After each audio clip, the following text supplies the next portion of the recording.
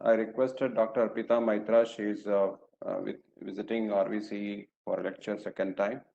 So she has kindly accepted to deliver a talk. I request Dr. Minal to introduce formally the speaker. Yes, sir. So, welcome all of you for the second session of the third day. So, we have with us Dr. Arpita Maitra. She's assistant professor in IAI. Dr. Arpita Maitra works in the domain of quantum information since the year 2001. She completed graduation and post-graduation in physics from Kolkata University and was awarded the PhD degree from Computer Science and Engineering Department at Jadavpur University. She had an association with Indian Statistical Institute, Kolkata during her PhD program. After PhD, Arpita completed 4 years of postdoctoral work in IIM Kolkata and IIT Kharagpur. Then she joined as an assistant professor at C.R. Rao Advanced Institute of Mathematical Statistics and Computer Science, CRR, University of Hyderabad campus. She taught courses related to security, cryptography, quantum information in IIM, IIT, and CRR Institute. Arpita has visited many reputed institutions at national and international level as a part of her research journey. She has authored more than 20 papers in reputed journals and conferences in the broad area of quantum secure communication.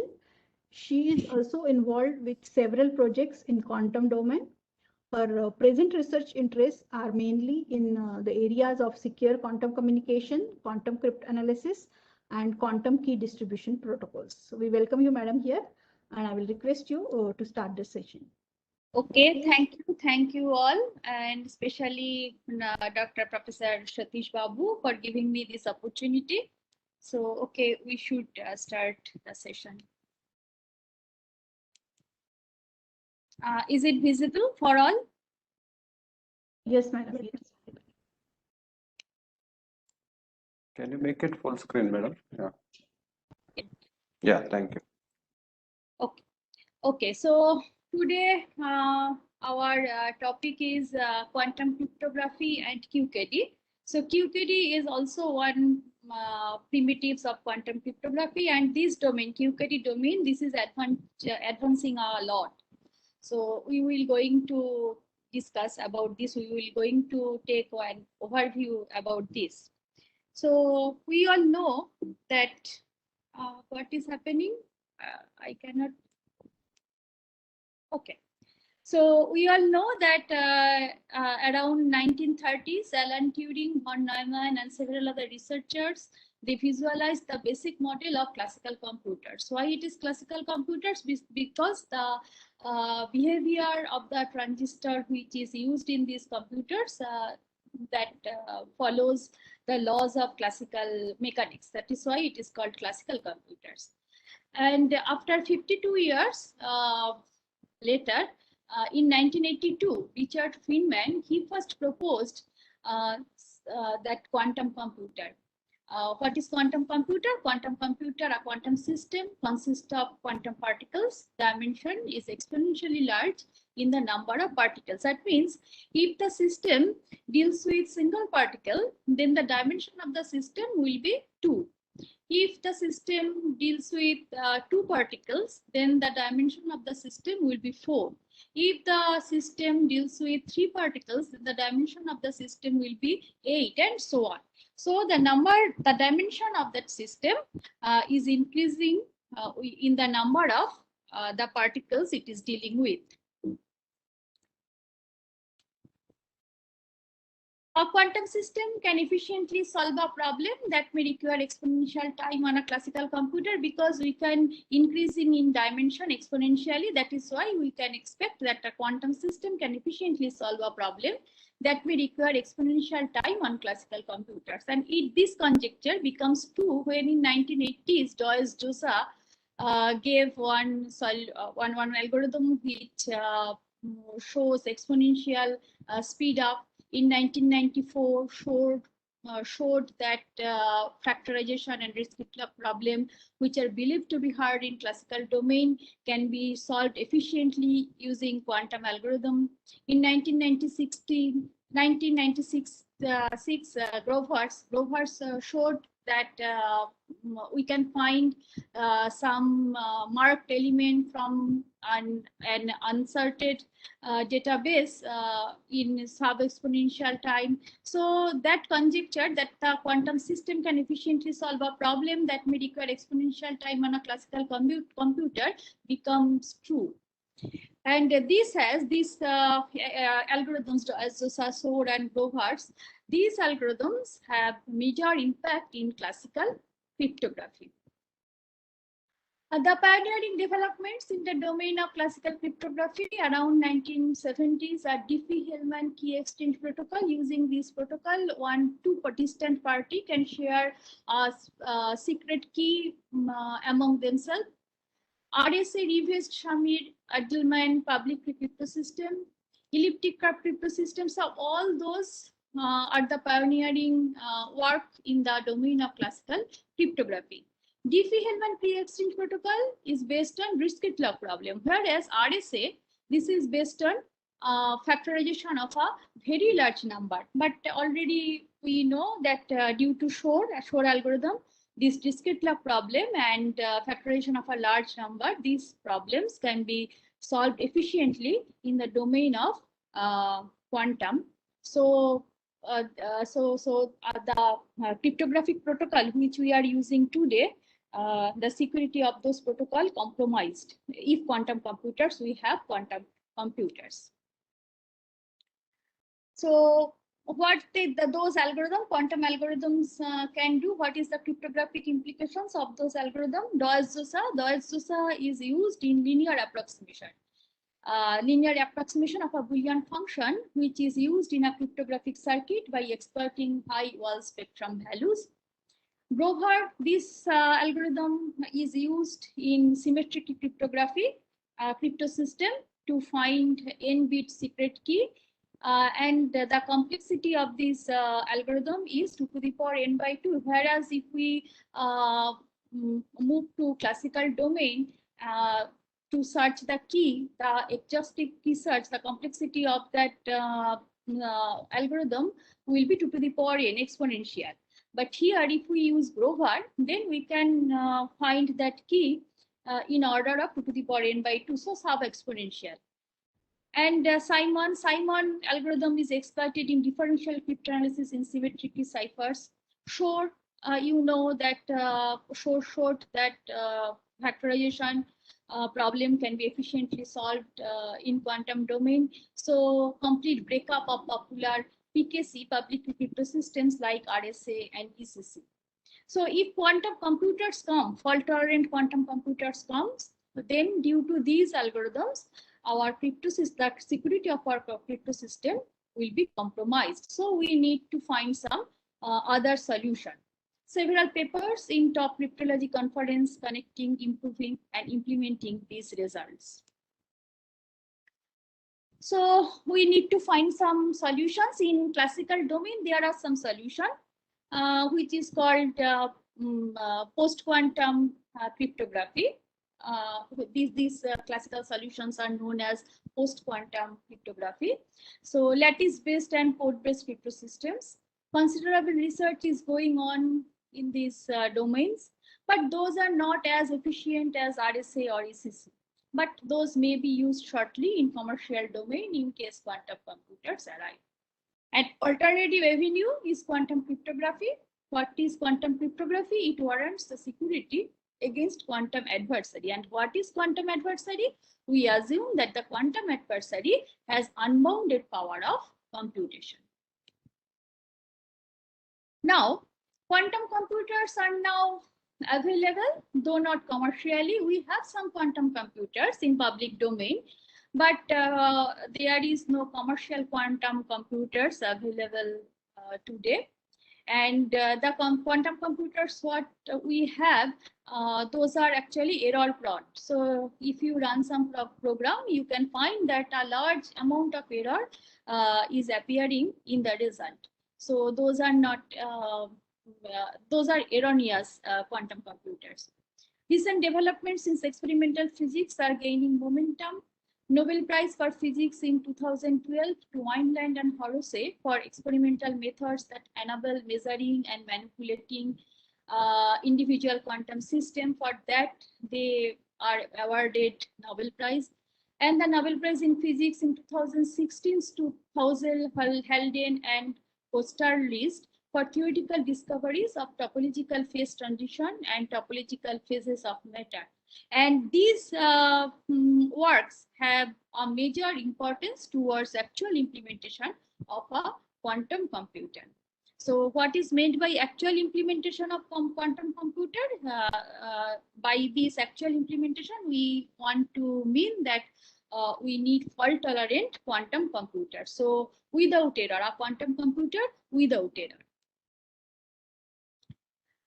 And all those things that these Wineland, Horace work and these Thorsles, Halden, and Osterlitz work, these all are the implication that we are gaining momentum towards fault-tolerant quantum computer. And there is another evidence. This is this NSA statement. NSA means National Security Agency. In August 2015, the US National Security Agency, NSA, released a major public statement on the need for post-quantum cryptography. And the statement is as follows: for those partners and vendors that have not yet made the transition to suit B algorithms, that is elliptic curve cryptography, ECC, we recommend not making a significant expenditure to do so at this point, but instead to prepare for the upcoming quantum resistant algorithm transition. So this statement actually implies these two. People who had not yet upgraded from RSA to CC should not do so. And two, people should be ready for the future upgrades to post-quantum protocols. And these actually signals, all those things actually signal that practical quantum computers might not be a distant dream. So we need quantum preparedness from now, and this is encouraging then that in recent years the researcher and academicians in Indians, they are showing their interest in this domain. So this is very encouraging situation. The state of the art situation of quantum computers, large scale fault-tolerant commercial quantum computers are still out of reach. We already mentioned that. But we have some publicly available quantum computers. Those are IBM. My earlier presenter, he showed how we can use this IBM quantum computer using Qiskit, that is Quantum Information Toolkit. There are others, Microsoft. For that, we need Quantum Development Kit, QDK. Google, for that, we need CIRQ. Rigetti, for that, we need Forest Quantum Computing Software. D-Wave, for that, we need Ocean Tools Suite. So all those quantum computers are available publicly. But these IBM or Microsoft or Google or Rigetti, they are not free from error. So there are errors in these publicly available quantum processors. Now I have a basic question which I like to share with you. You also may think about that. So in today's situation, we have a quantum black box. So a quantum black box is available. All those processors, we can view these processors as a quantum black box. If large processing power available, then exponentially fast processing will prove quantumness. However, this is not the present situation because these quantum computers, these quantum processors, they are dealing with few number of qubits. For IBM, it is maximum 16 qubits we can avail without any cost. So if large processing power available, then exponentially fast processing will prove quantumness. However, this is not the present situation. So what we can avail? Less number of qubits, less processing power compared to present day classical computers or their clusters. So one may feed classical input and obtain classical output.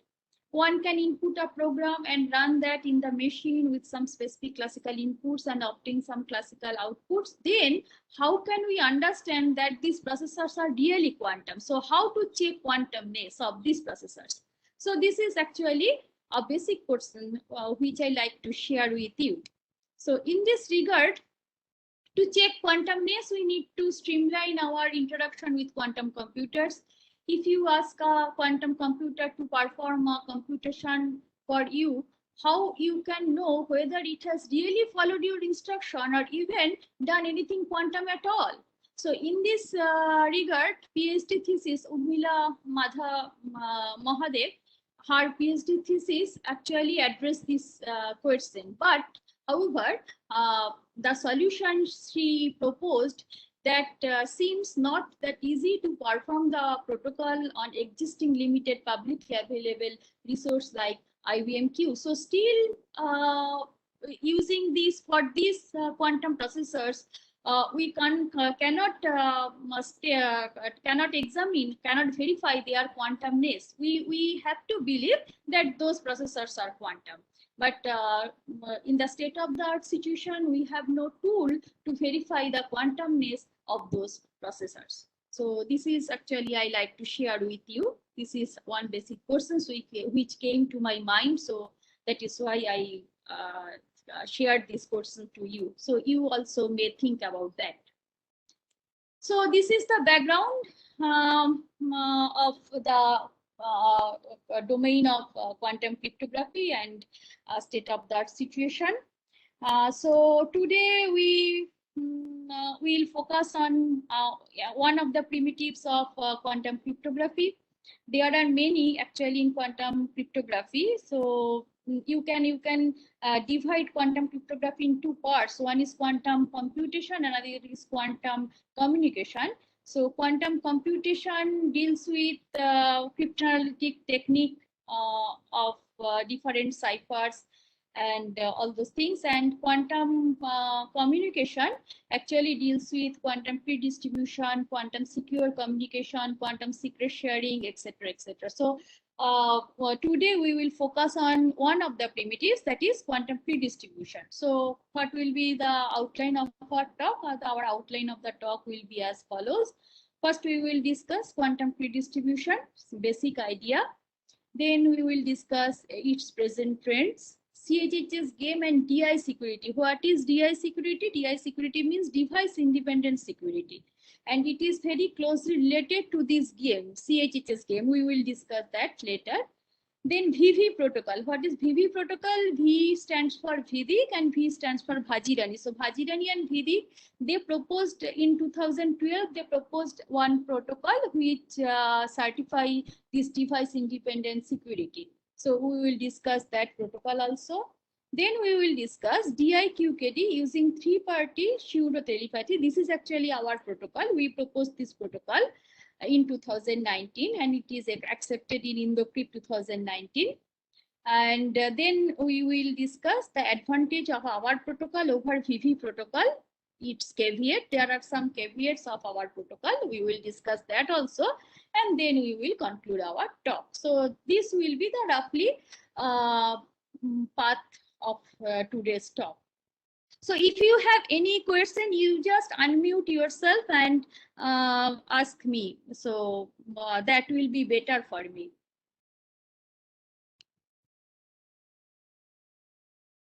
Okay, now quantum pre-distribution.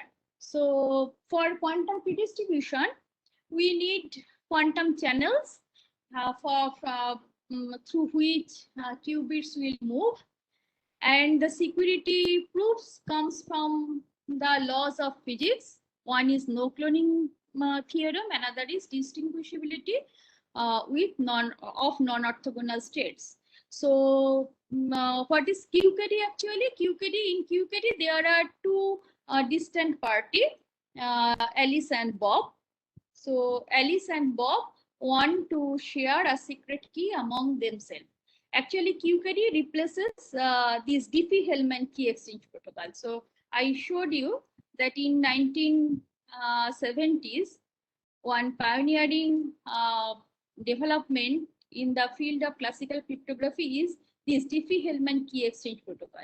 QKD actually replaces this Diffie-Hellman key exchange protocol because Diffie-Hellman key exchange protocol is based on discrete log problem, and due to Shor algorithm, this discrete log problem can be solved efficiently in quantum domain. So we need some solution in post-quantum for post-quantum era, and one solution is QKD.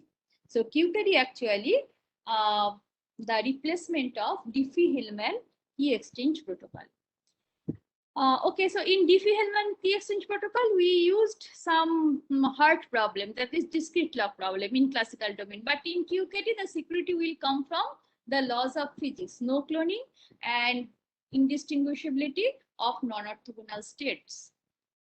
So what is no cloning theorem? In no cloning theorem states that it is not possible to copy an unknown quantum bit. In classical system, you can copy a classical bit, but in quantum domain, we cannot copy an unknown quantum bit. If we know the bit, I am assuming that the audience has the basic idea about the basics of quantum paradigm. So they knows the what is meant by quantum bit or qubit. So a qubit can be written as alpha 0 plus beta 1. So if you know the value of alpha and beta, you can clone it. But if you don't know the value of alpha and beta, so then it is not possible to clone that qubit with probability 1. So perfectly you cannot clone that qubit. This is a major result in quantum mechanics.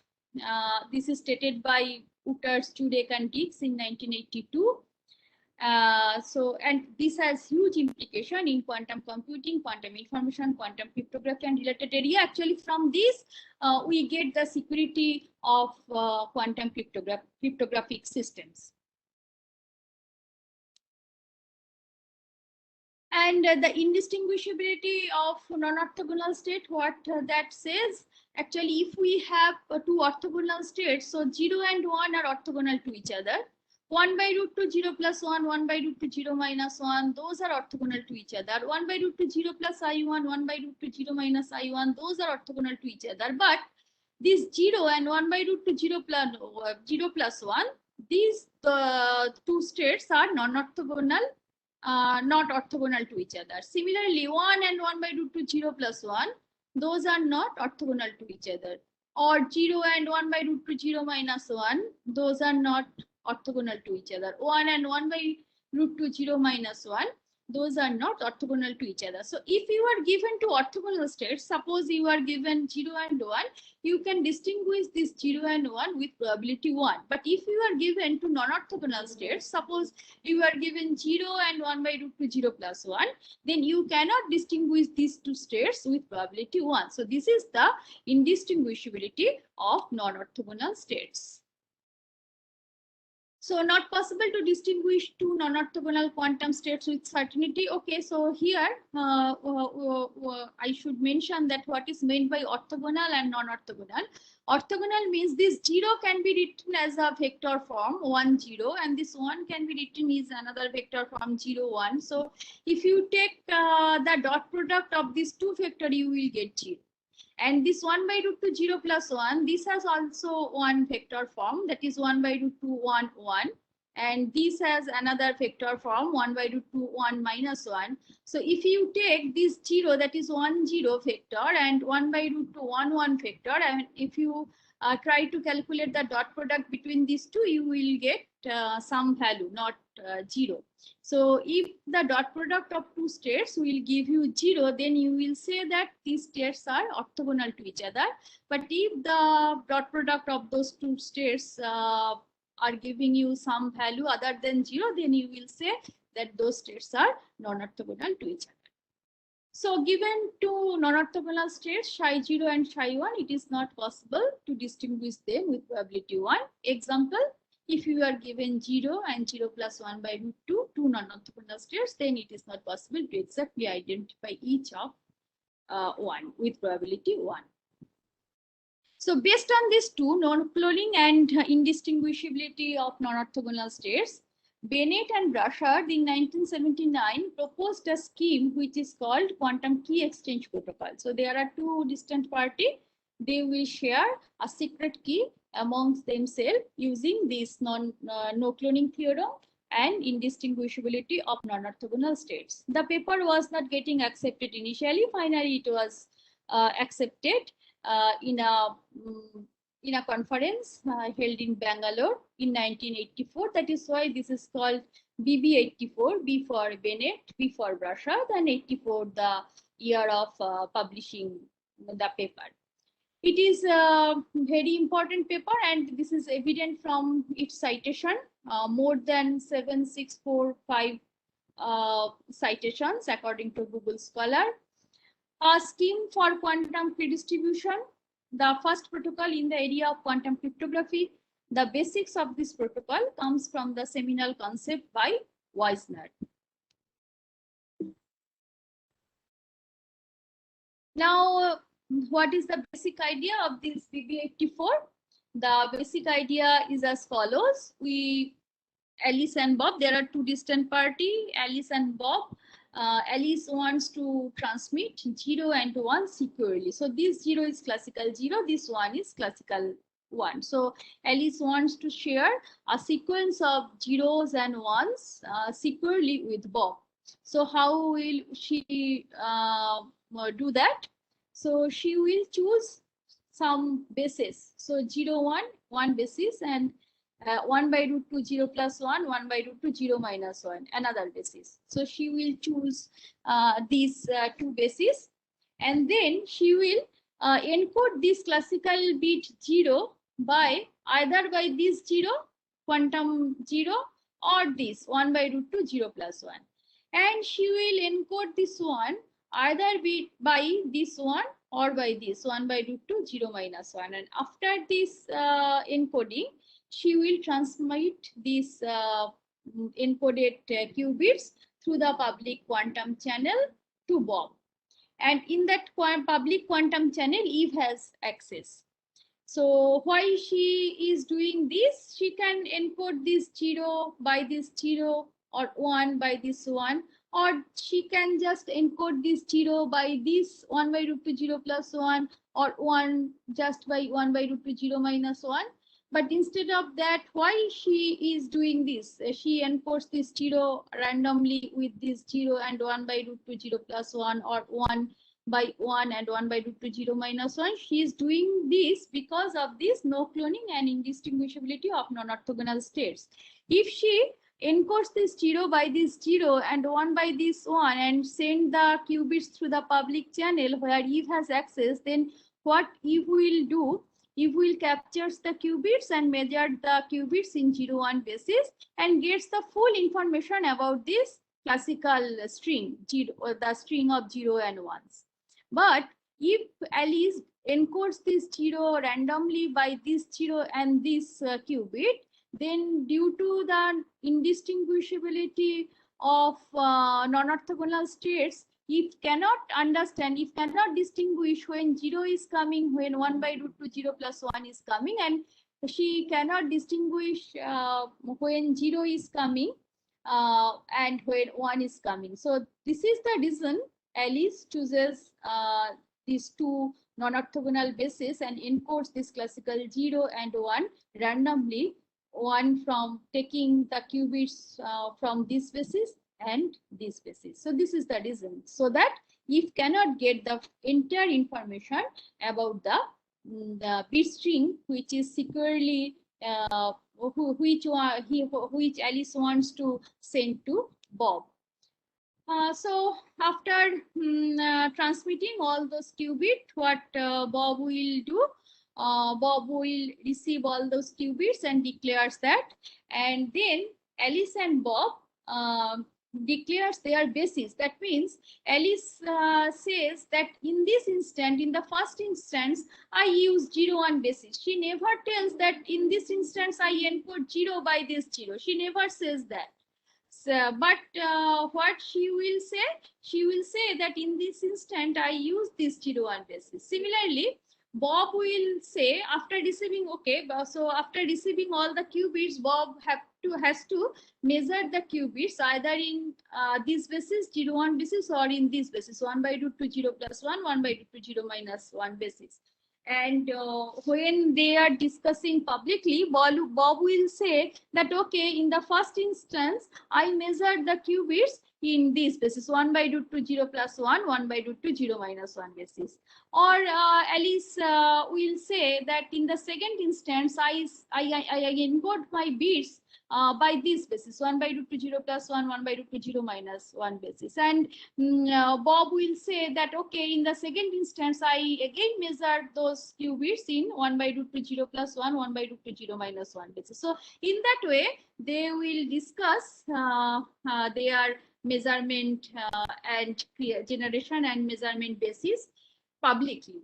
And what they will do after that, they will keep all the qubits, all the measurement results where the basis of Alice matches with the basis of Bob, and they will discard all the qubits where their basis mismatch. So they will keep all the measurement result, all the information where their bases match, and they will discard all the information where their bases mismatch. And from that information, from that bits where their bases match, they will generate the raw key. After preparing the raw key, they will discuss they will discuss the error. They will check the error rate of the channel, and they will go for privacy amplification. So we will not go into that detail. So this is actually the algorithm and how Alice will encode. So this is the encoding algorithm of Alice. So first Alice will select a random bit strings A and another random bit strings B. And when AI equal to 0, BI equal to 0, Alice will send this 0. When AI equal to 1, BI equal to 0, Alice selects 1. Alice will send this 1. When AI equal to 0, BI equal to 1, Alice selects 1 by root 2 0 plus 1. When AI equal to 1, BI equal to 1, Alice selects the qubit 1 by root 2 0 minus 1. Alice sends the resulting state to Bob. After receiving these qubits, Bob announces the fact and measures each qubit either in 0 1 basis or in 1 by root 2 0 plus 1 basis at random. Alice then announces B. So B is the basis of Alice.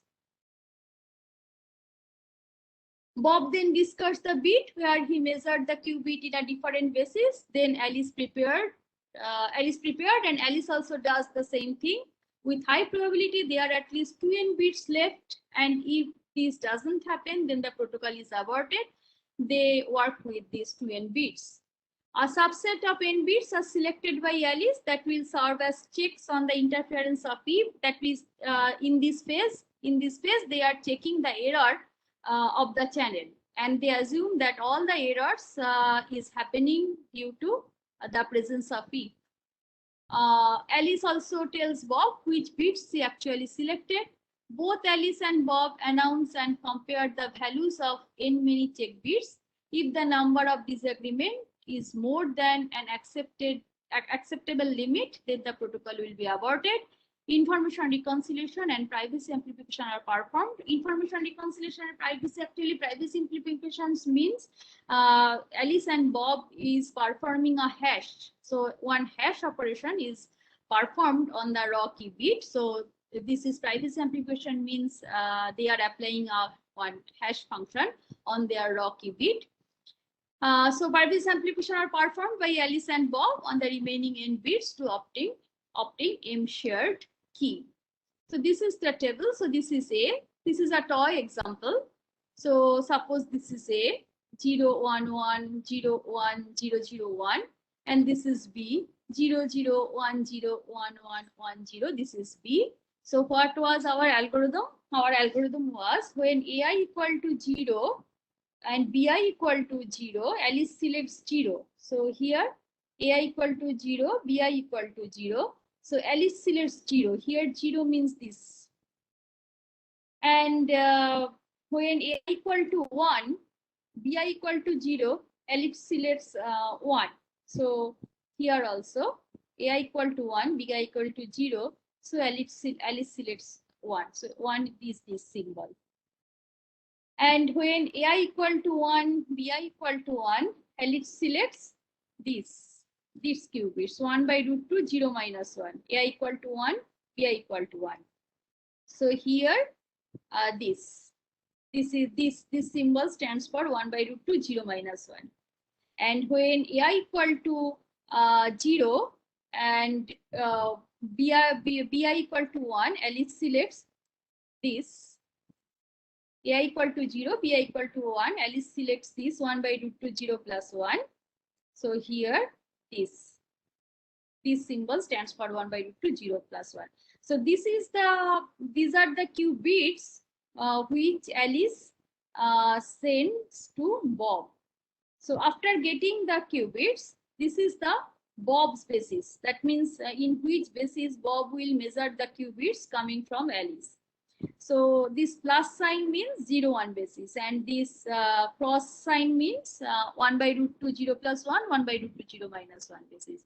So when Alice's basis and Bob's basis match, so for first case their basis match, so they will keep this.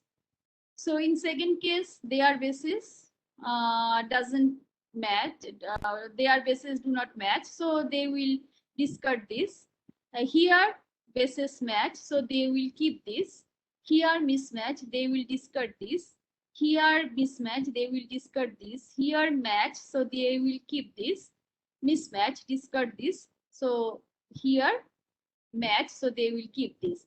And from this, so first, third, then fifth, and no, then sixth and eighth, this position, the raw key will be generated. So these are the positions from where raw keys are generated. So our raw key will be 0, 1, 0, 1. Here we do not assume the presence of if. So this is the toy example without if. So the protocol is provably secure, though theoretically when we go for practical implementation, we can see many vulnerabilities in this protocol. And we already mentioned that the security, this protocol is based on no cloning theorem. The proof comes from the quantum property that information gain is only possible at the expense of disturbing the signal. So if Eve tries to extract information about the qubit, he will actually disturb the signal. So seeing the error rate, Alice and Bob can estimate the presence of Eve. If the two states we are trying to distinguish are not orthogonal, it is not possible to distinguish them with certainty. The protocol is a method of securely communicating a private key from Alice to Bob. Okay, so I think here we should take some, if you have any queries, we can first discuss that, then we will move forward. So do you have any? Participants, do you have any questions for madam? Up to this? As of now, we are not seeing any questions, madam. The chart also. So we will move forward.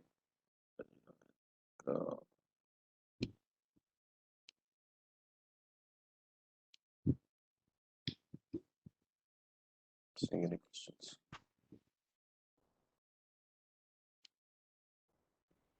Okay. So there are many variants of this protocol, BB84. One is 6-step protocol. It is proposed by Dagmar Brush in 1997. In this protocol, in BB84, Alice uses two bases for encoding her classical bits. So 0, 1 basis and 1 by root 2, 0 plus 1, 1 by root 2, 0 minus 1 basis.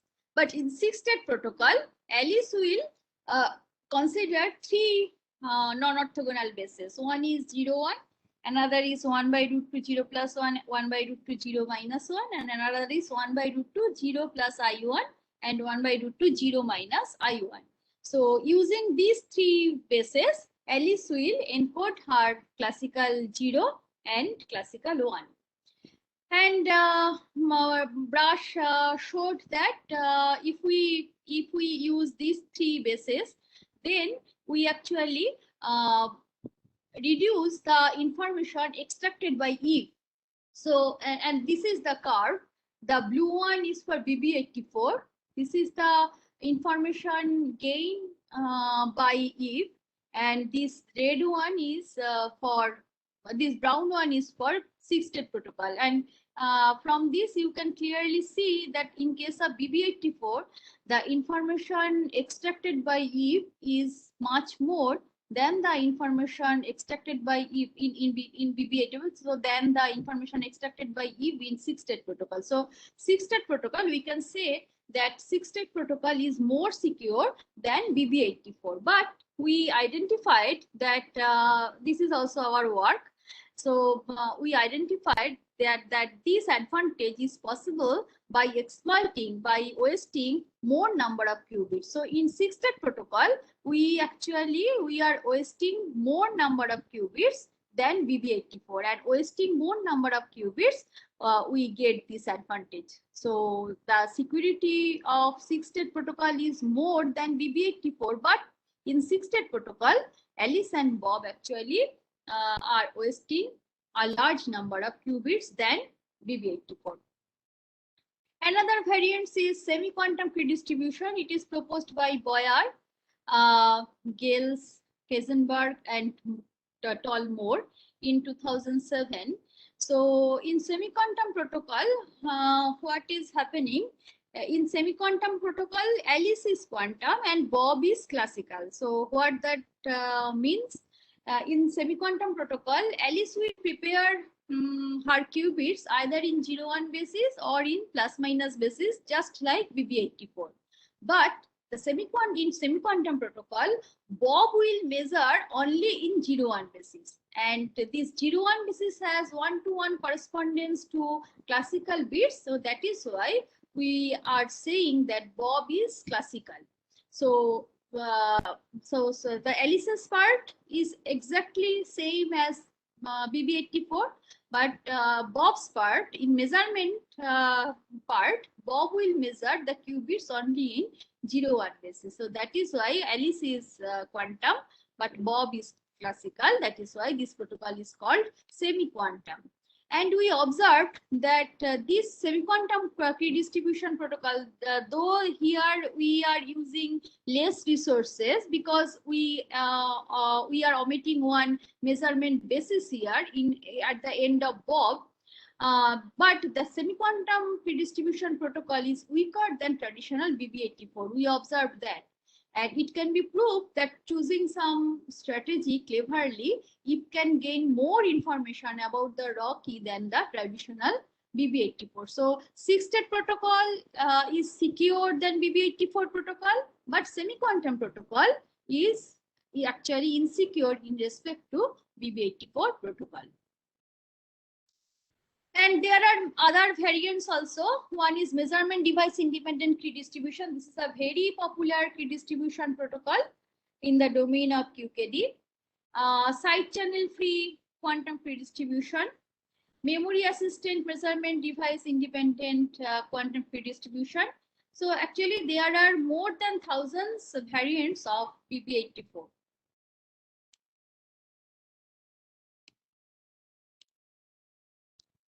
Now, what is the present trends?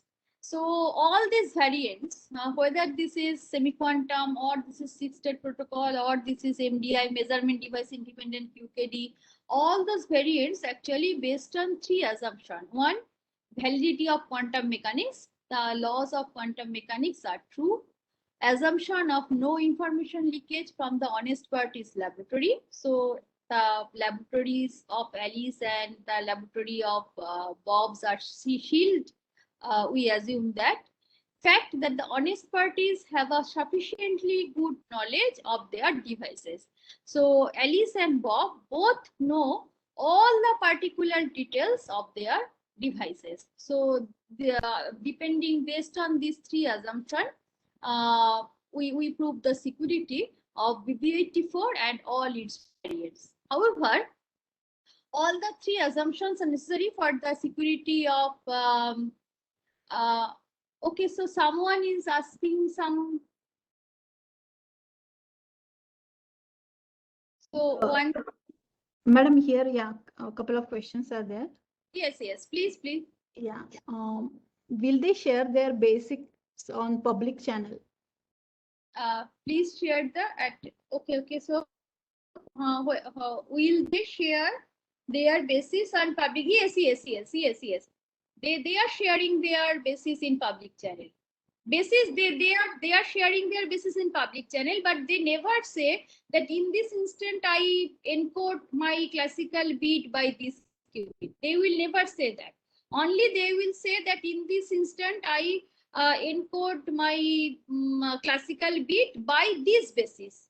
That means in the basis there are two states, either 0 or 1 if we consider 0-1 basis. If we consider 1 by root 2 0 plus 1, 1 by root 2 0 minus 1, then there are also two states, 1 by root 2 0 plus 1, 1 by root 2 0 minus 1. So if I say that in this instant I use this basis, that means you only know that the classical bits either be 0 or be 1, and actually we know that, we all know that. So we are dealing with only two classical bits. So just announcing the basis, we are not losing anything, we are not giving any information.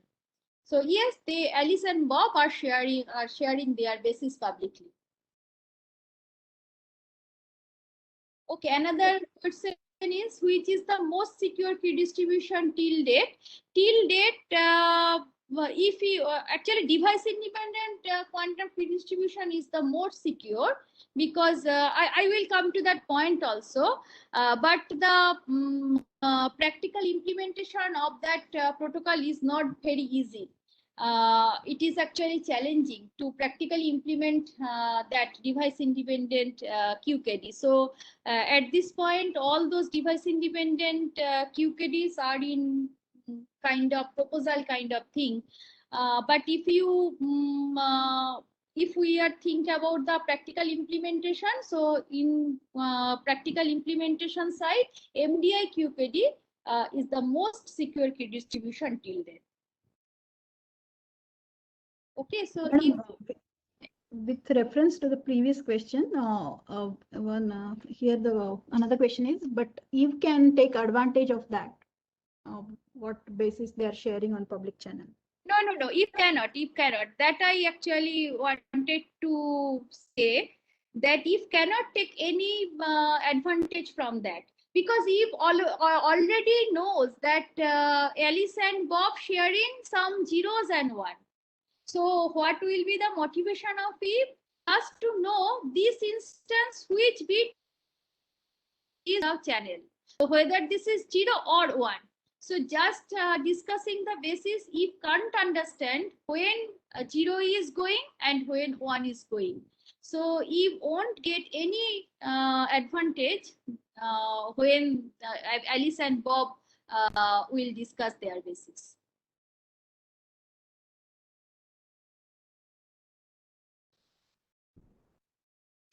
Yes, Okay. madam, that's Now, it. Yeah, you can continue. Okay, yes.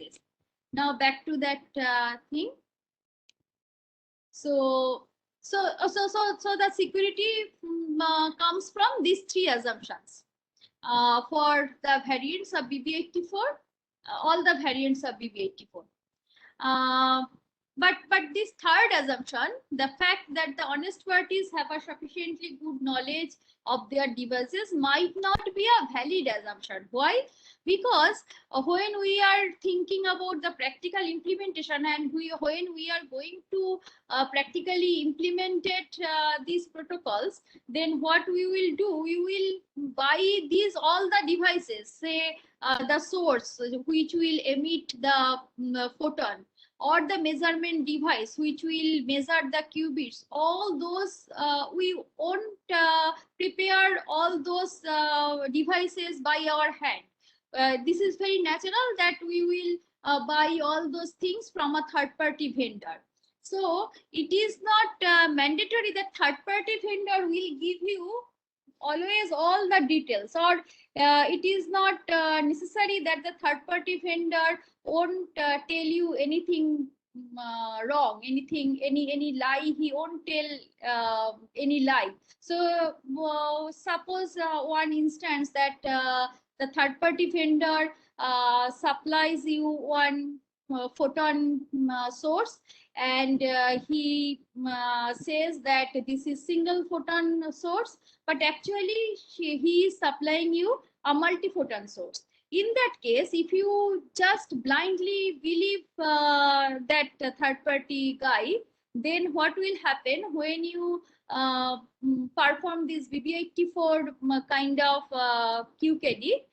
Then all the information, and if that guy has some tie with Eve, then Eve will just this photon number splitting attack, mounting this photon number splitting attack.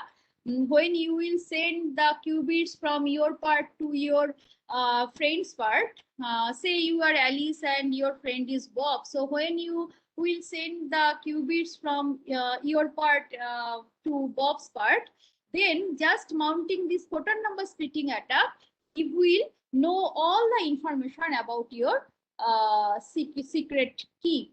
So the protocol will be completely vulnerable. So if the source is not single photon source, then then BB84 and all its variants will be completely vulnerable.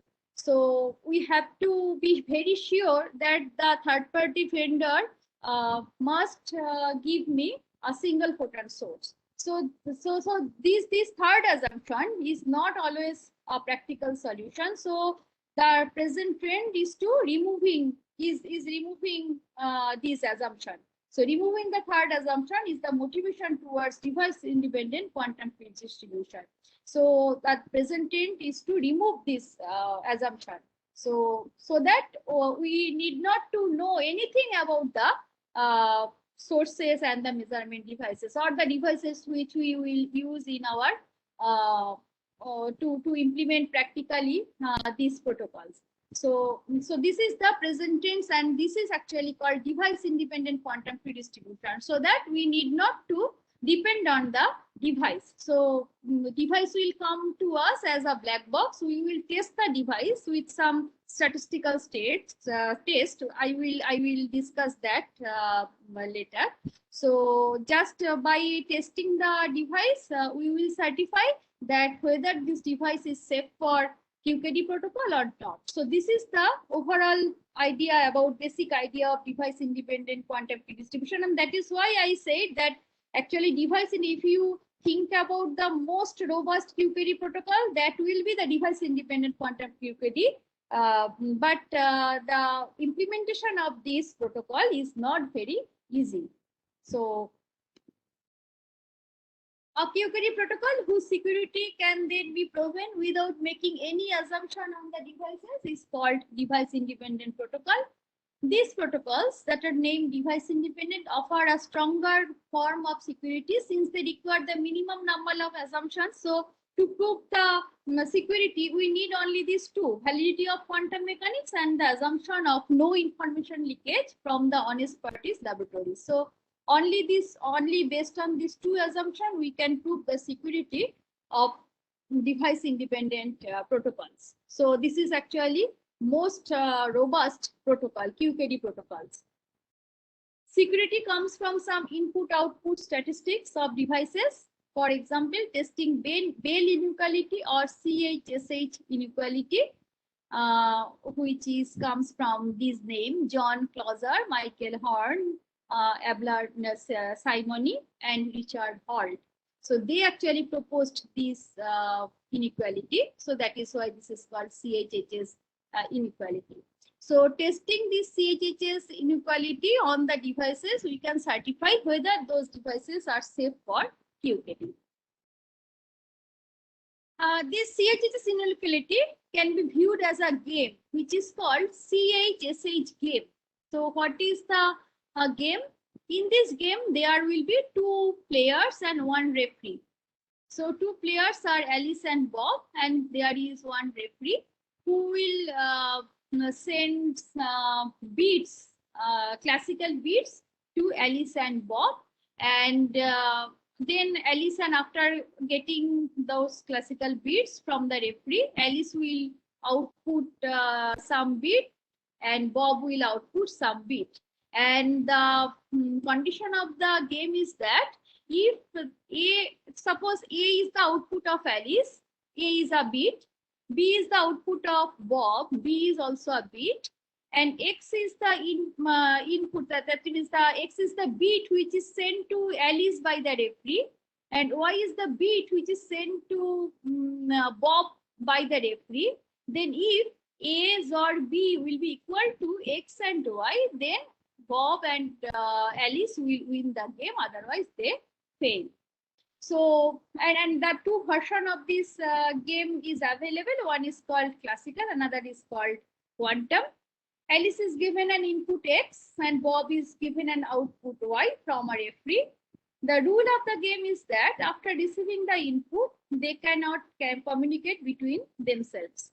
Alice outputs A, Bob outputs B. After getting the input, Alice will get X and Bob will get Y. So after getting X, Alice will output A.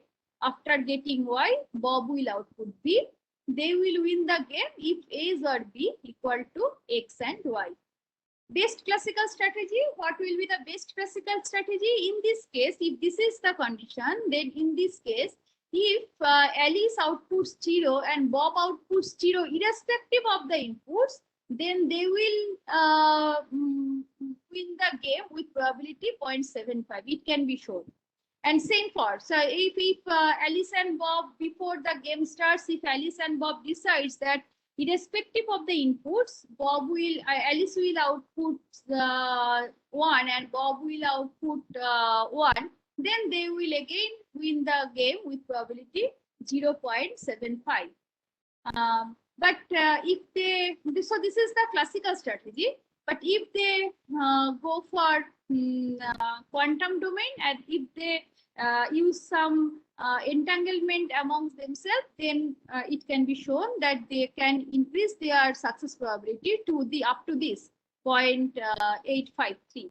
So we will see how they can do that. So in classical thing, what will be the strategy for winning the game with better probability? That Alice outputs 0, Bob outputs 0, or Alice outputs 1, Bob outputs 1, irrespective of the input. So here, irrespective of the inputs, Alice outputs 0, Bob outputs 0. So A or B will always be 0, irrespective of the input. So for 0, 0, A or B will be 0. For 0, 1, A or B will be 0. For 1, 0, A or B will be 0. For 1, 1, A or B will be 0. And you know, for 0, 0, what will be the X and Y? That will be 0. For 0, 1, 0, 1, 0, 0, and for 1, 1, it will be 1. So if you study these 4 cases, so among these 4 cases, 3 cases, A or B will be equal to X and Y.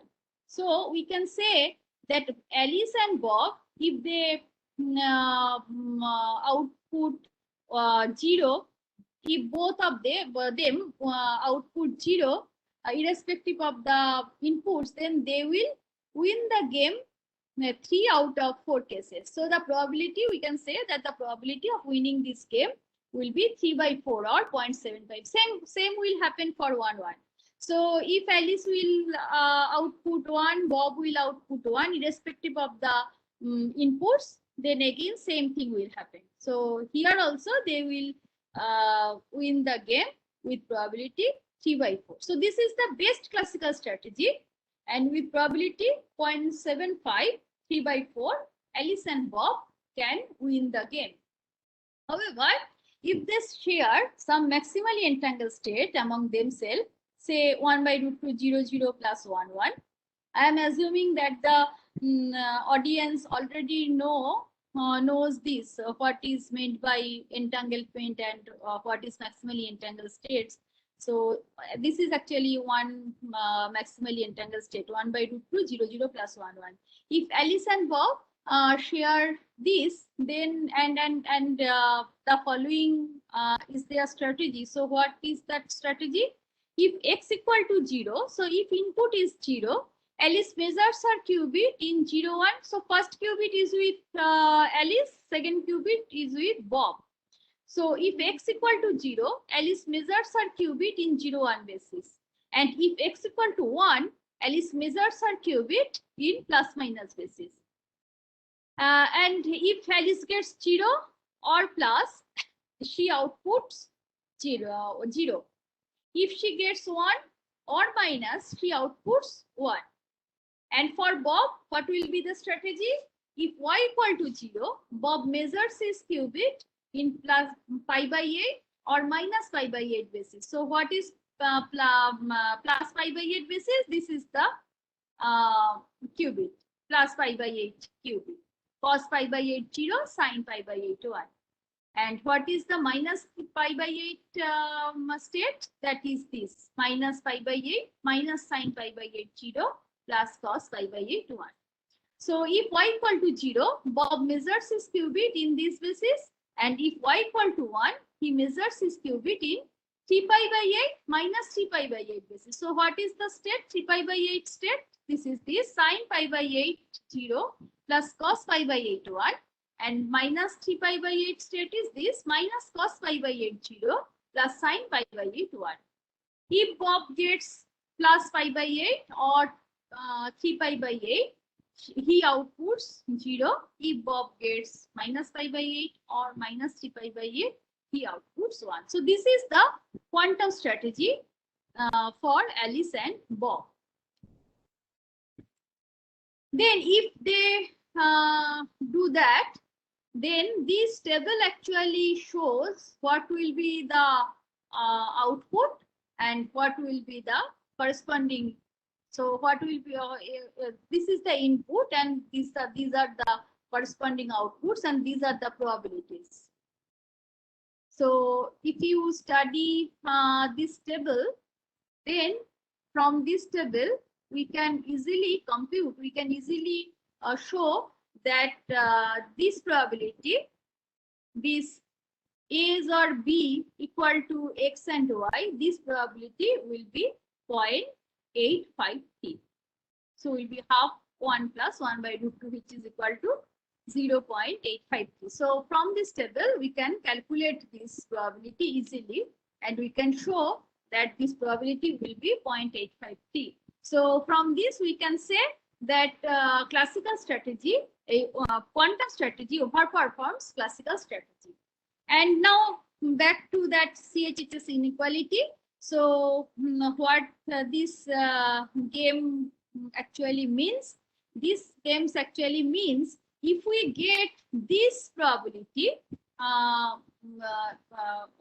from some devices, then we can say that Alice and Bob, all the devices Alice and Bob uses for QKD is safe. There is no classical things inside the devices, and all the devices are completely quantum, and it can be proved that if the devices are completely quantum and if Alice and Bob shares maximally entangled state, and there is no noise in this entangled states, if this is maximally entangled state between Alice and Bob, then the protocol will be completely secure. We can go for any kind of QKD protocol. So actually, this is the relation between this game and CHHS inequality or device independent testing. So Umesh Vajirani and T. Vidip will say they actually, based on this game, they proposed one QKD protocol, which is called fully device independent quantum free distribution protocol.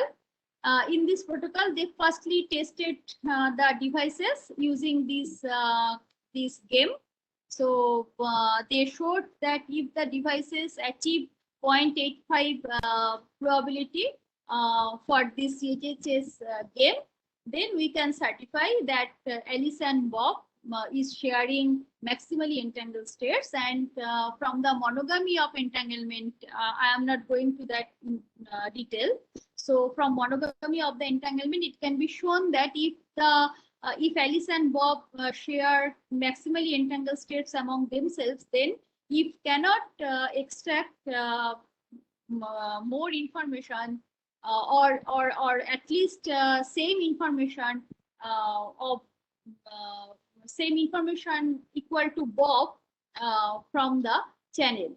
So so they showed that. So they first tested their devices using this CHHS game, and they certify that if the devices achieve this 0.85 probability, then we can go for QKD, any QKD, mainly their protocol is actually based on this BB84 QKD.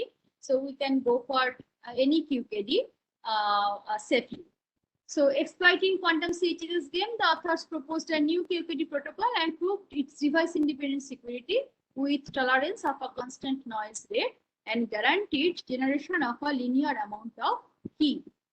Now we will discuss what is that BB protocol. So two parties, Alice and Bob, they possesses two black boxes. Actually, this is the testing phase. Here they will test the devices. So Alice and Bob possesses two black boxes labeled DA. So this is the devices at Alice's end, and DB, the devices at Bob's end, respectively. DA takes an input treat Xi. Treat means 3 inputs. Actually, DA can take 3 inputs Xi, and DB accepts an input bit.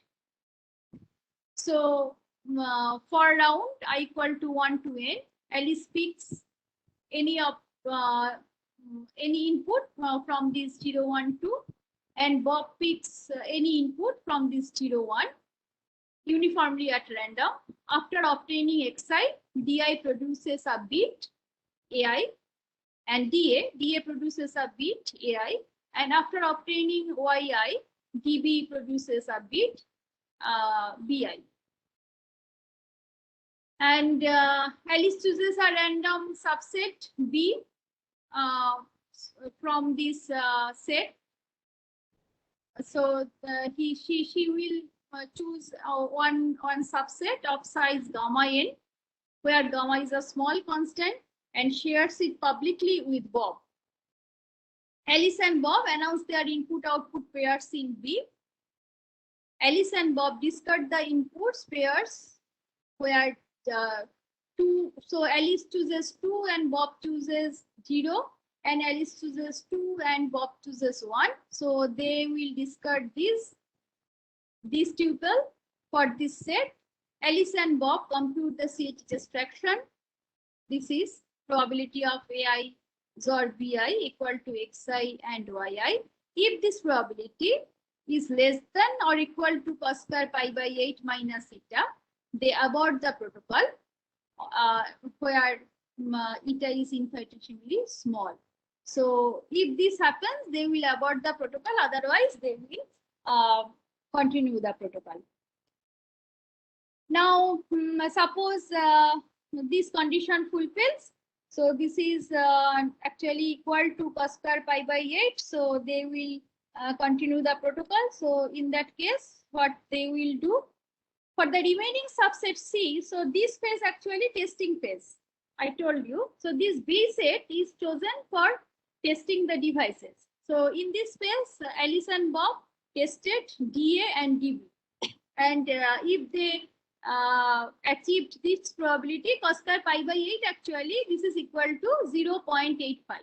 So if they achieve this probability, they will proceed for QKD portion. So now for the subset C, they will go for the QKD. So with this subset C, they will do the QKD. For the remaining subset C of size 1 minus gamma n, so actually B is the size of gamma n. So that is why the size of C will be 1 minus gamma n. Alice and Bob announces their input choices publicly. They discard the input pairs 0, 0, where Alice chooses 0 and Bob chooses 0. They will discard that. 0, 1, where Alice chooses 0, Bob chooses 1. They will discard that. Where Alice chooses 1, Bob chooses 0. They will discard that. Where Alice chooses 1, Bob chooses 1. They will discard that. And 2, 0. So where Alice chooses 2 and Bob chooses 0 as the input, so they will discard that. And for the input pairs, 2, 1, so where Alice chooses 2 and Bob chooses 1, so for these input pairs, they calculated the probability AI equal to BI. So if you go through that protocol, you can see that for these input pairs only, this will happen. AI will be equal to BI. And if the probability of AI equal to BI is less than 1 minus eta, then they abort the protocol. So this probability should be equal to 1. So if this is happen, then from this actually, from AI equal to BI, this is the raw key actually. This AI and BI, this is the raw key. So AI is the raw key at Alice's end, BI is the raw key at Bob's end. So they will check this, whether this AI equal to BI. I told you that for this input pair, AI should be equal to BI if there is no if. If there is if, then it should be less than 1 minus eta. And if it is, if this 1 minus eta is greater than the predefined threshold, they will abort the protocol. If not, they will continue the protocol. They will go for ECC, that is error correction and privacy amplification. So the raw key at Alice's end is AI, and the raw key at Bob's end will be BI. Otherwise, they perform the information reconciliation on C, followed by privacy amplification using 2 universal hashing. So this is the VV protocol. So VV protocol, what we just again repeat it. So VV protocol, there are 2 phases. First phases, Alice and Bob shared n number of entangled states, and using n number of among these n number of entangled states, they choose one subset B, and this subset B is used for device testing. They perform that CHHS game and see whether they achieve this probability cos square pi by 8, which is equal to 0.85.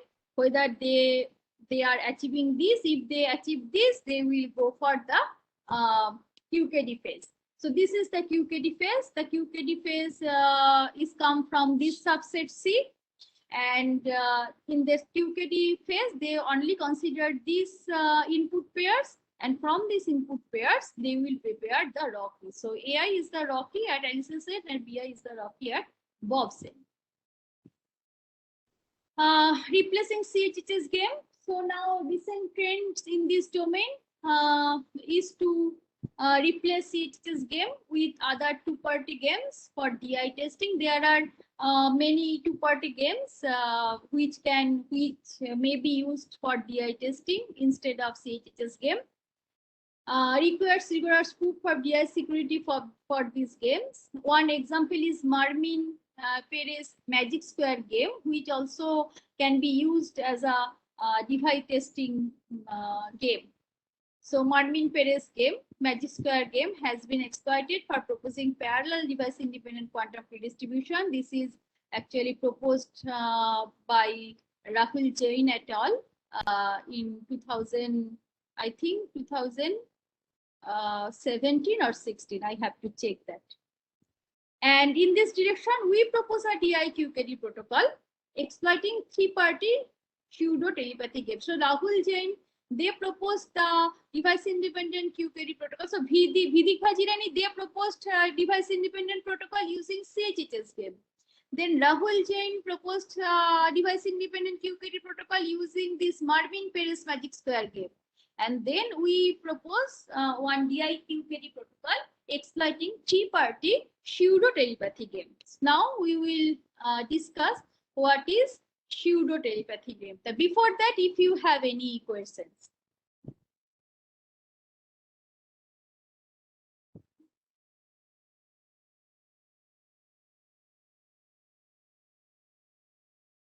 Do you have any queries? Then we can discuss, then we will move forward.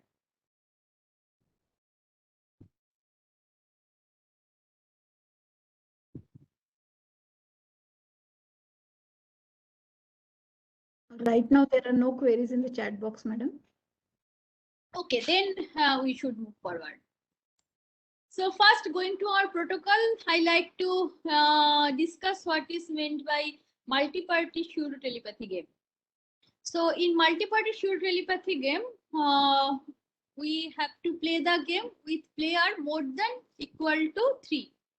So the number of players should be greater than equal to 3.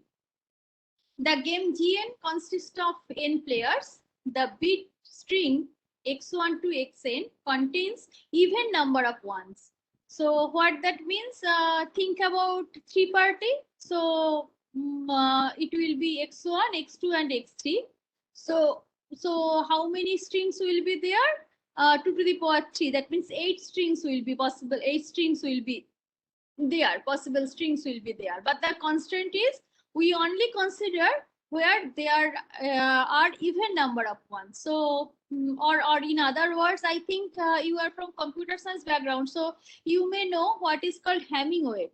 Hamming weight is if you are given a string, the string of zeros and ones, then the number of ones is called the Hamming weight of that string.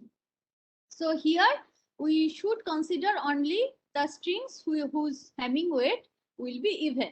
So 0, 2, 4, 6, like that. So in case of 3, what will be the strings we should consider?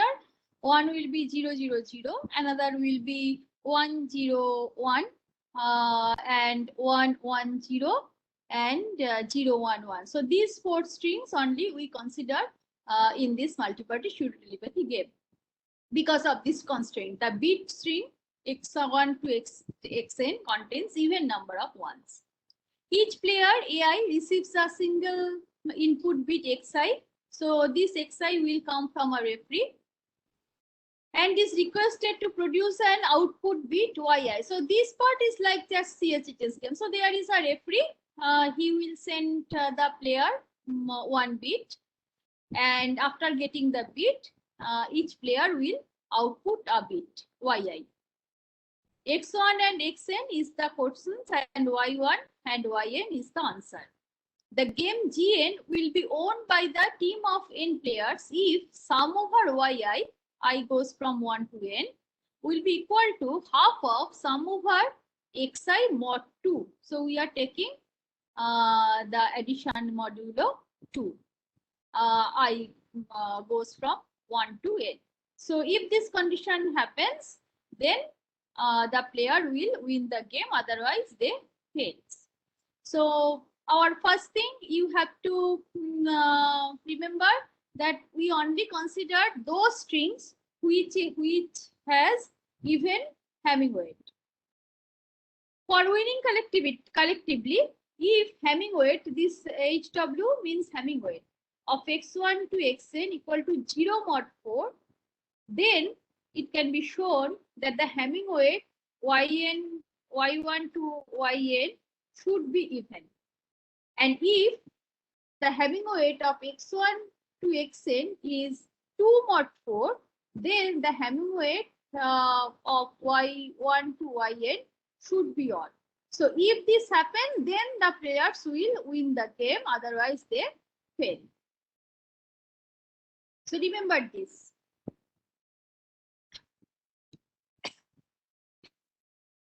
No communication is allowed among the n participants after receiving the inputs and before producing the outputs.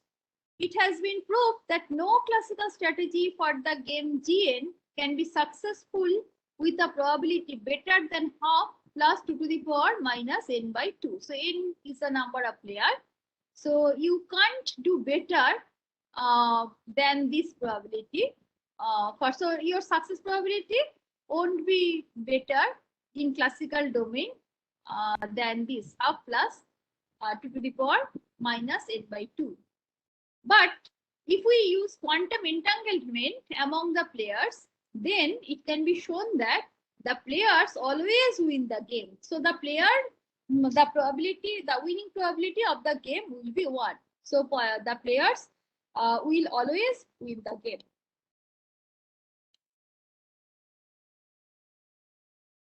Now this is the entangled state, maximally entangled state, n qubit maximally entangled state, psi n plus, which is 1 by root 2 n number of zeros and 1 by root 2 n number of ones. Similarly, this is another maximally entangled states, phi n minus 1 by root 2 n number of zeros minus 1 by root 2 n number of ones. H denotes Hadamard transformation. S denotes one unitary transformation which transform 0 to 0 but 1 to I1. If S is applies to any 2 qubits of phi n, leaving the other qubits undisturbed, then the resulting states become phi n minus. Why? Because if you take any 2 qubits and apply S, so 0 remains 0, but 1 will be I1. So if you take 2, 1, so I1 and I1, so I and I minus 1, so you will reach here. So if you use 2s on this phi n plus, you will reach here 1 by root 2 all 0 minus 1 by root 2 all 1. So remember this. Now in pseudo-telepathy game, what is happening? In pseudo-telepathy game, okay, so before that, if phi n plus is distributed among n players, so if we distribute this phi n plus, so there are n qubits, so we can distribute each qubit to each player. So if phi n plus is distributed among n players, and if exactly m of them apply s to their qubits, then the resulting global state will be phi n plus if m equal to 0 mod 4. You can try and you can see that if m equal to 0 mod 4, then phi n will remain phi n. But if m equal to 2 mod 4, then phi n plus will become phi n minus. And also, it can be shown that if we apply n number of Hadamard gate on phi n plus, we will get this. We will get the superposition of such strings whose Hamming weight will be 0 mod 2. We won't get the superposition of all strings, all n bit strings. We won't get that. What we will get if we apply n number of Hadamard gate or on phi n plus, we will get the superposition of such strings whose Hamming weight will be 0 mod 2. And if we apply n number of Hadamard gates on phi n plus, phi n minus, then we will get the superposition of such strings whose Hamming weight will be 1 mod 2. So here 0 mod 2 and here 1 mod 2. So this is actually even. The Hamming weight is even. 0 mod 2, we are getting 0 mod 2. So Hamming weight is even. And here Hamming weight is odd. So remember that.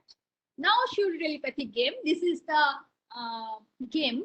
So each players are allowed to share a prior entanglement, the state phi n plus. So phi n is distributed among n players. So each qubit is given to each player. Then the players are given one classical bit from referee. So if xi equal to 1, ai is the player. So ai applies transformation S to his qubit, otherwise he does nothing. So if the player gets 1, then only he applies S, otherwise he does nothing. And all the players apply Hadamard to his qubit. So S will be applied by the players who only gets xi equal to 1. and H will be applied by all the players. So this is the difference. He measures his qubit in order to obtain Y. After that, he will measure the qubit. He produces Yi as his output. The game GN is always won by the n distributed parties without any communication among themselves. Why? Because all the players will okay. So think that the m number of players get this xi equal to 1, and if m equal to 0 mod 2, then what we learned that phi n plus will remain phi n plus, and if m equal to 2 mod 4, then phi n plus will become phi n minus. So if m number of players get 1, then if m equal to 0 mod 4, then phi n plus remains phi n plus, and if m equal to 2 mod 4, then phi n plus becomes phi n minus. And after that, the game says? The game says that all the players apply Hadamard gates. So n number of players will apply Hadamard gates on either on phi n plus if m equal to 0 mod 4, or phi n minus if m equal to 2 mod 4. So if all the players apply Hadamard gate on phi n plus, what they will get? They will get the superposition of all the strings whose Hamming weight will be even. So when they will measure this superposition, they will collapse to a string, but the Hamming weight of the string will be 0 mod 2. So they will win the game. Why? Because this is the, we already discussed that what will be the condition, what will be the winning condition if the Hamming weight of x1 to xn is 0 mod 4. 0 mod 4 means here number of ones, the summation of the number of ones equal to 0 mod 4. So if this happens, then the Hamming weight of output strings must be even. So here actually m equal to 0 mod 4. So phi n plus remains phi n plus. We apply Hadamard gates, and we are getting the superposition of all strings whose Hamming weight is even. So when we will measure this superposition, we will collapse to one string whose Hamming weight is even. So the players will win the game. And if m equal to 2 mod 4, that means this condition, 2 mod 4, in that case the Hamming weight of outputs, what will be the Hamming weight of that outputs? That Hamming weight of the outputs will be odd. And here if m equal to 2 mod 4, then phi n plus will become phi n minus. So all the players will apply Hadamard gates. That means that n number of Hadamard gates is applied to phi n minus. So we will get the superposition of such strings whose Hamming weight will be odd, and when the players measure their respective qubits, they will collapse to some string whose Hamming weight is odd. So they will win the game. So irrespective of the inputs, the players will win the game in this case. So the winning probability is half. So this is also again one example of quantum supremacy. So this quantum strategy actually outperforms classical strategy. Why? Because in classical case, what will be our winning probability? Our winning probability will be half plus 2 to the power minus n by 2. But here the probability is 1. Now we use this game in our protocol. So what is our protocol? We consider three-party quantum pseudo-telepathy. So we consider three-party quantum pseudo-telepathy, and we consider this kind of entangled state, 0, 0, GHZ state, 0, 0, 0 plus 1, 1, 1 by root 2. The first two particles, so there are three particles, but in QKD protocol, only two parties are participating. So we have two parties. So that is why For the first part, two particles are given to Alice and the last one is given to Bob. The first two particles are with Alice and the last one is shared with Bob through a public quantum channel where it has an access. Alice and Bob randomly chooses the inputs xi equal to 0, 1 for their respective devices. In this phase, they do not communicate among themselves. Alice possesses two black boxes denoted by D1A and D2A. Bob has the remaining one denoted by D1B. Each box can take an input xi from 0, 1 and can output yi from 0, 1. In each run 1 to n of the protocol, Alice selects two random bits x1, x2 from 0, 1 as input to her devices D1A and D2A respectively. Bob selects a random bit x3 from 0, 1 as input to his device D1B. The devices obey the laws of quantum mechanics and they are specifically isolated from each other and from any adversary. All the devices are memoryless, that is, each of the device is independent of its previous use. So these are the assumptions. After getting the inputs, they perform respective operations based on their input choice as mentioned in the multi-party fluid telepathy game. So if the input is 1, then they will apply S. Otherwise, they won't do anything, and they will apply Hadamard. After the corresponding operation, if the measurement result is 0, they output 0 and 1 otherwise. After the measurement, Alice and Bob will discuss their respective input choices publicly and discard all the cases where the number of ones in the input string is odd, because we already discussed that the condition of the fluid telepathy game is that the condition of the fluid telepathy game is that we have to consider those input strings which contains even number of ones. So that is why Alice and Bob here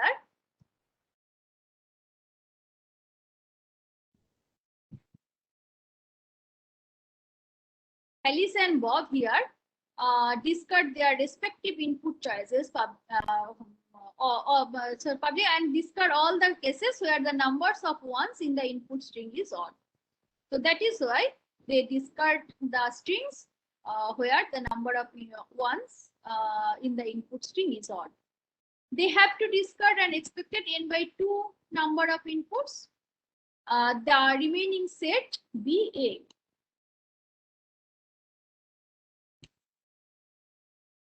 Alice chooses a random subset of size gamma A.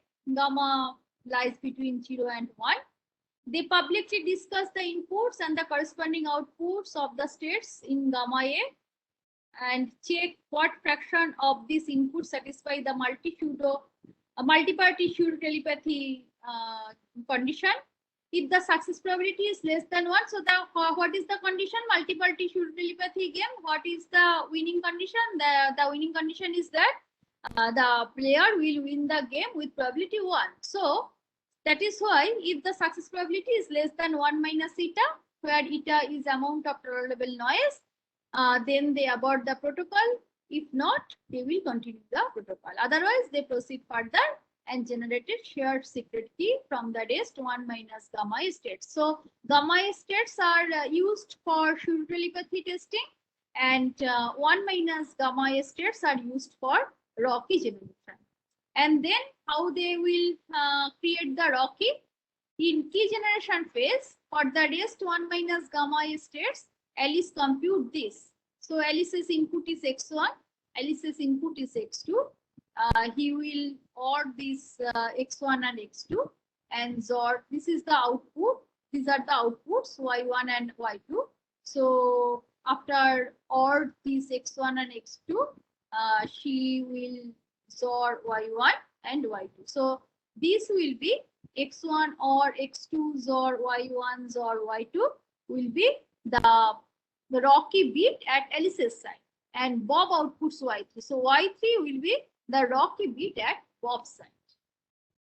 This is the table. this is the input, Alice's input. This is Bob's input. This is Alice's output, Bob output.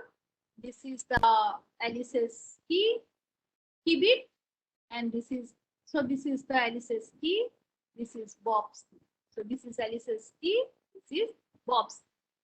After that, they will check the error again, and so ECC, and they will perform privacy amplification to extract the final key. So this is the protocol where we used multi-party pseudo telepathy game. So what is the advantage of this protocol? We propose device independent security. We use lesser qubits compared to Vedic-Vajirani protocol. Instead of the CHTS game, we use multi-party pseudo telepathy for checking DI. This provides a success probability of 1 compared to 0.85 in CHHS. Several bases are considered in VP protocol, and it uses CHTS game for checking the DI, but the key is generated in a different basis. In our approach, multi-party pseudo telepathy game is only used to derive the ROC secret key, and thus no additional basis is required. So here only we use in multi-party pseudo telepathy game, only 0-1 basis is used. So but in Vedic protocol, you already we already saw that there are many bases are used. 0-1, plus minus pi by 8, minus pi by 8, 3 pi by 8, minus 3 pi by 8. So many bases are used in VV protocol, whereas in our case, we only use 0-1 basis. So this is one advantage over VV protocol. Consider the VV protocol starts with N1 number of entangled states and uses gamma 1 N1 number of states for CHTS testing. Later, protocol starts with N2 number of entangled states and uses gamma 2 fraction of remaining states for DI testing. To validate the performance comparison of our protocol with VV protocol, we assume that N1 equal to N2 equal to N and gamma 1 equal to gamma 2 equal to N. In VV protocol, gamma n number of states will be used for CHHS testing. ROCKY bits will be generated from the rest n minus gamma n of the states. Among those states, the tuple 20 are thrown away and key is generated from the tuple 21. As the inputs are chosen uniformly at random, only 1/6 of the remaining n minus gamma n number of states will be used for generating the ROCKY. If you study the VV protocol in detail, then you can see that only 1/6 of the entangled states are used for generating the ROCKY. Whereas in our case, for our protocol, first n/2 number of states is discarded for the invalid input choice. From the remaining n/2 states, gamma n/2 number of states will be used for DI checking. And so rest n/2 minus gamma n/2 states will be used for key generation. Hence, the length of the generated ROCKY for our protocol is 3 times larger than that of the VV protocol. So these are the advantages. But there are some caveats. We provide some ideas towards security of the protocol. We do not claim a complete security proof covering all the aspects. So far, we did not identify any cryptographic result on our scheme. We believe publication of this protocol will attract either further cryptographic efforts or theorems to explain formal security result. Use of 2 devices in Alice's N requires the assumption that those 2 devices must be purchased as independent equipment. So this is one assumption we need to assume for the security. We assume that the devices DA1 and DDA2 must be independent. So there is no communication among these devices. In the modified game, which we used here, the let 2 bits be with one party. So in our protocol, what we did, we give 2 bits, 2 qubits at Alice's end. We use 2 qubit at Alice's end and 1 qubit at Bob's end. So that means 2 bits be with one party and 1 bit is with another party. then they can always win the game in classical domain. So if in pseudo telepathy game, if we give 2 bits in one party and 1 bits in another party, then in classical domain also, using some clever strategy, they can win the game. How? We will discuss that, and then I will show you why this assumption is needed, why we assume this condition. So before that, we just discuss what is happening in our if we modify the game for 3 party which we used here. So suppose 2 bits is given to one party, say Alice, and another is Bob. What we did here. Madam Arpita, Yes, yes. yeah, we have reached the almost the 1:30. Yes, yes. So Yeah, because it's a yes, lunch sir. break for the Okay, participants. okay. Kindly, So 2 minutes. Okay. yeah, okay. Okay, so what will happen here? In this case, if Alice receives 0, 0, 0, 1, 1, 0, and then this is a strategy actually. If Alice receives 0, 0, 0, 1, 1, 0, then she will output 0, 0. And if she receives 1, 1, she will output 0, 1. Okay, we can skip this. So actually so this assumption is needed actually if we modify the game pseudo telepathy game for 2 party. In pseudo telepathy game we always require more than 2 parties. So I showed you that pseudo telepathy game is valid only for n greater than equal to 3. But we modified that game for 2 party, and I am not going into the detail. And for this modification, some vulnerabilities may appear in the game, and that is why we need this assumption. Without this assumption, the protocol will be completely vulnerable. So actually, these slides are saying that. Okay, so these slides, so we can skip those slides. Okay, so the okay. Okay, so so last thing, several commercial products are available in international market, QKD devices, but all those devices are based on this BB84. There is no DI QKD devices available in the commercial market. Now we should conclude our talk. So quantum computer are real threat to RSA and DCC based cryptography. Post-quantum cryptography, post-port-based and lattice-based believed to be hard in quantum domain. Alternative solution is quantum cryptography. Quantum key distribution has been proven secure. QKD devices are available in international market. To the best of our knowledge, there is no DI QKD devices. Okay, so I think this is enough. We should stop here. So if you have any query, I can answer those. So thank you.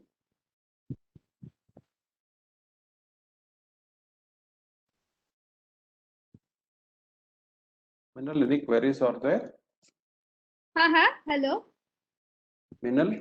Yes, Ha, Yeah. hello. Yeah, one question is there. Does this imply that all players will convert to some state first before applying the edge gate? You can see, madam, that question is there in the chat box. Okay. Let me see. Yes. So does the switch is the most okay here. So does this imply that all players will convert to the same state either by applying yes or not? First this before applying it. No. All player won't reach in the same state, because the player who get 0, they won't apply yes. And the players who only get 1, they only apply yes. So so all players shouldn't reach in the same state just applying it. So the players who get 0 won't apply yes, and the player who gets only the player who get 1, they only will apply S. And if the player get qubit 0, then applying S on qubit 0 gives you 0. And the player who get qubit 1, applying S on 1 will give you I1. So no, all the players won't reach in the same state.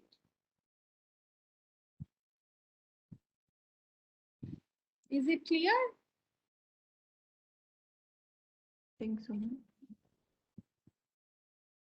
Any other question from participant? Yeah, they're answering yes, understood. Any other question? There is no more question in the chat box. So if that is the case, I think we formally thank Dr. Arpita Maitra. Madam, thank you very much for Thank accepting you. our invitation and given such a wonderful and detailed talk. This has kind of gave us a pathway towards working on quantum cryptography. It is one of the upcoming domain, and also a lot of research activities are happening in this domain. So therefore, we can see a lot of realization of quantum cryptography in a near future, and especially securing national critical infrastructure and all. So your talk is quite motivating to all of us, madam, and we thank you immensely for your time, and thank you for presenting your session, madam. Thank you very much. Okay, thank you very much for listening the talk for a long time. 2 hours is very lengthy. Thank you, madam. We'll be in touch with you. Thank you. Okay, thank you. Thank you. Bye. Vinal, you can pause the presentation recording, no? Yes, sir. Yes. So we'll start our next session at 1:45. No. 240, 230. Sorry, 2:30. 140, 145, 230. Okay. 2:30. Yeah.